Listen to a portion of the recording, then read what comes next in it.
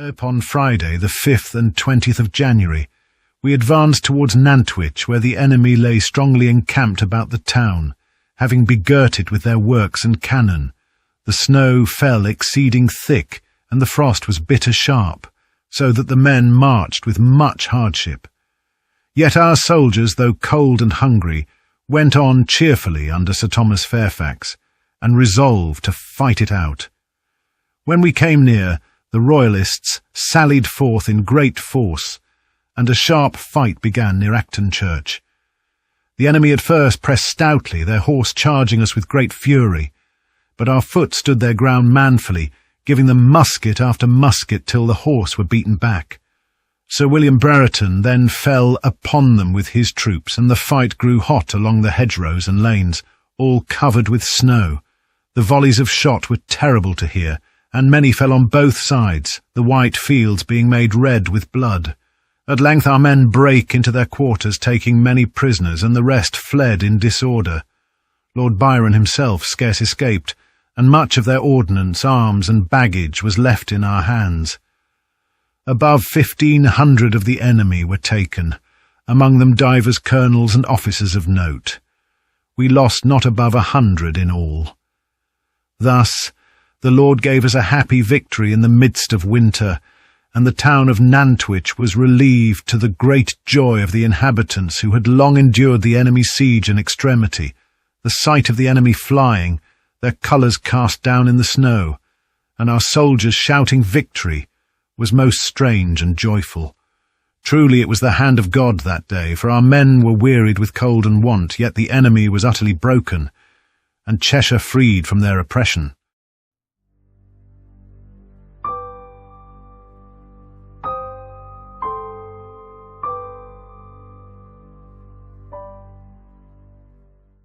We lay before Nantwich from Christmas until the 5th and 20th day of January, the country about being wasted, and the soldiers much distressed for want of pay and provision. The frost had held long, and many of our men had neither shoes nor coats to keep out the cold. Yet my Lord Byron resolved still to continue the siege, hoping to force the town to yield for want of victual. That day in the morning, word came that Sir Thomas Fairfax, with Sir William Brereton and divers forces from Manchester, marched towards us with intent to raise the siege. Our army was forthwith drawn into the field to oppose them, and we gave them battle near Acton. The snow fell apace, and the ground was so hard frozen that both horse and foot found little sure footing. Our horse charged the enemy very gallantly, and at the first gave them some disorder. But their numbers of foot increased upon us, and they lined every hedge and ditch with musketeers, which annoyed us greatly. Sir Thomas Fairfax himself led their foot with much resolution, and our men, being wearied and pinched with hunger, began to fall back.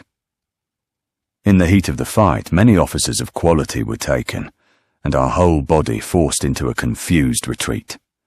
The loss was very grievous. Divers of our regiments were broken, our artillery and baggage seized, and many men taken prisoners. It is said 1,500 fell into their hands. We who escaped made our retreat in much sorrow, leaving Cheshire open to the enemy.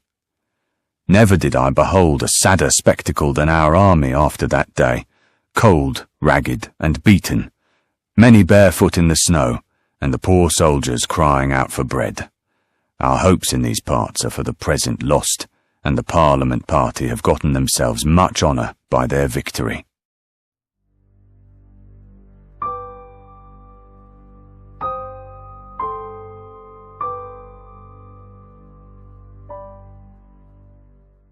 We in the town had been shut up for many weeks by my Lord Byron's forces, who lay thick about us, raising works and planting their ordnance against our walls. The cold of that January was extreme, and our stores of victual grew daily less, so that many feared we could not long hold out. The enemy's shot fell oft into the streets, and sundry houses were beaten down, so that no place was safe. Yet the townsmen and the garrison kept stout hearts, watching nightly upon the walls and praying God for deliverance. On the 25th day, about noon, we heard a great crack of muskets and volleys without the town, toward Acton. Then came certain tidings that Sir Thomas Fairfax was upon the enemy with a strong power. The sound of battle came nearer, and from the walls we might behold the smoke of powder rising over the snow-covered fields. Long we stood in suspense, fearing lest our friends should be overthrown, and then we should be left to ruin. But ere the evening we perceived the enemy's horse and foot flying in great disorder, their colours cast down, and our men pressing upon them. A cry of joy went up through the town, and many fell upon their knees, giving thanks to God that we were at length relieved. That night Sir Thomas himself entered Nantwich, and the soldiers of the garrison embraced their fellows with tears. The townsfolk brought forth what little bread and drink remained, and the soldiers shared it freely with their rescuers. We learned next day that many hundreds of the enemy were taken and their camp broken up. It seemed to us a miracle, for our strength was near spent, and another week would have undone us. Truly we judged it the Lord's mercy, and a day never to be forgotten by this town.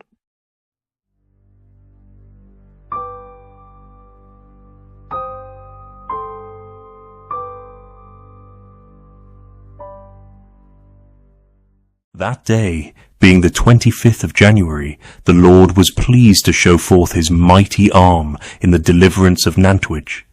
Sir Thomas Fairfax with Sir William Brereton and their forces marched all the way through snow and bitter frost.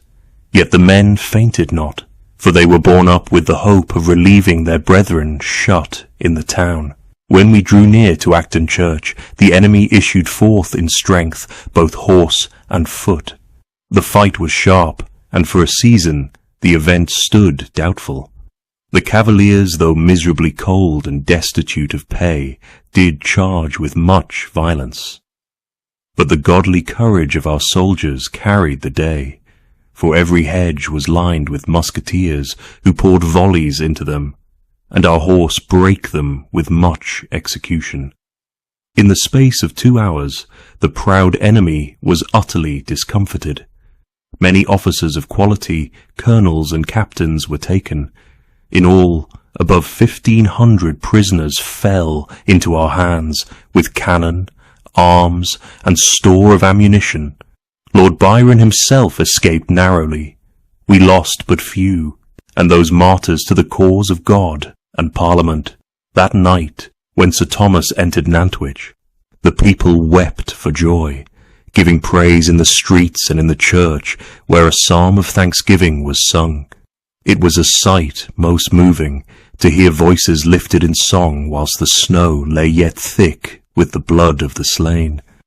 Surely the Lord fought for us that day, and turned the winter's storm into a day of deliverance.